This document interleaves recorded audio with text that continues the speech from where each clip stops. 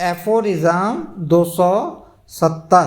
प्रश्न है, औषधि को शक्तिकृत करने का तरीका क्या है? इस प्रश्न के उत्तर में डॉक्टर हनीमैन साहब फरमाते हैं, भेषज गुण रखने वाले किसी भी पदार्थ की भेषज शक्ति यदि बढ़ानी है तो उसके सूक्ष्म भाग को मान लीजिए। एक रत्ती की मात्रा को 3 बार 100 रत्ती दूध की चीनी के साथ उस समय तक घोटते रहना चाहिए जब तक वह घुटकर 10 लाख अंश तक महीन न हो जाए। इस चूर्ण की एक रत्ती मात्रा को 500 बूंद द्रव्य में, जिसमें 4 अंश परिष्कृत जल हो और 1 हिस्सा सुरासार अल्कोहल हो, मिला दिया जाए।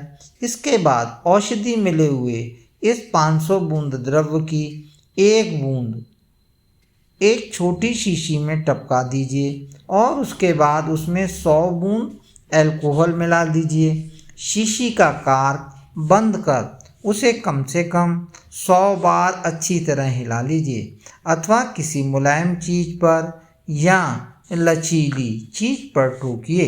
ये प्रक्रिया समाप्त होते ही औषधि द्रव की प्रथम शक्ति तैयार हो गई समझना चाहिए। इस औषधि से दूध की सूक्ष्म गोलियों को तरकर ब्लॉटिंग कागज में उन्हें फैलाकर सुखाइए और फिर कार्क वाली शीशी में भरकर उस पर 1 का चिन्ह लगा दीजिए। यदि आप इसमें भी अधिक शक्ति की वही औषधि तैयार करना चाहते हैं तो इस शीशी से 1 गोली निकालकर दूसरी शीशी में 1 बूंद पानी लीजिए और उसमें उस गोली को अच्छी तरह गला दीजिए। गोली के गल जाने के बाद इसमें 100 बूंद विशुद्ध सुरासार मिला दीजिए।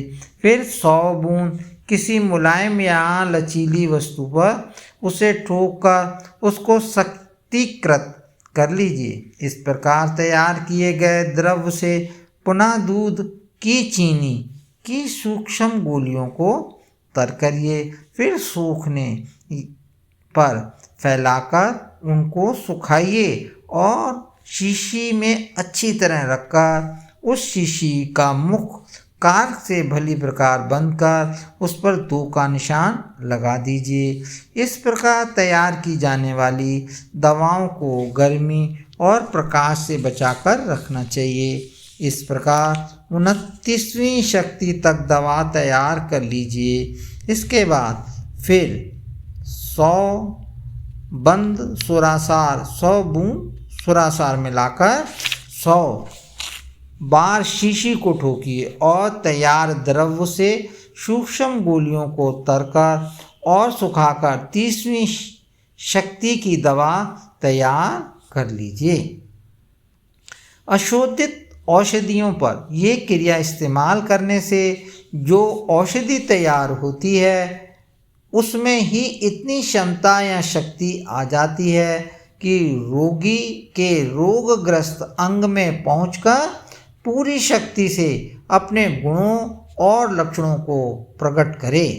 औषधि के प्रयोग द्वारा शरीर में सामान्य गुण वाली जो कृत्रिम रोग उत्पन्न किया जाता है वही जीवनी शक्ति को त्रस्त करने वाली प्राकृतिक रोग के प्रभाव को नष्ट करता है। यदि ऊपर बताए गए ढंग का सही प्रकार पालन और औषधि तैयार की जाती है तो वह वस्तु में भी जिसमें मूल अवस्था में कोई भेषज गुण नजर नहीं आता, इस प्रकार का परिवर्तन हो जाता है और उस प्रक्रिया को द्वारा जब उसकी उच्च शक्ति का विकास किया जाता है तो सूक्ष्म रूप में कई भेषज गुण इसमें भी पैदा हो जाते हैं। दूध चीनी की गोलियां पानी में मिलाकर गलाकर औषधि के वाहक का काम करती हैं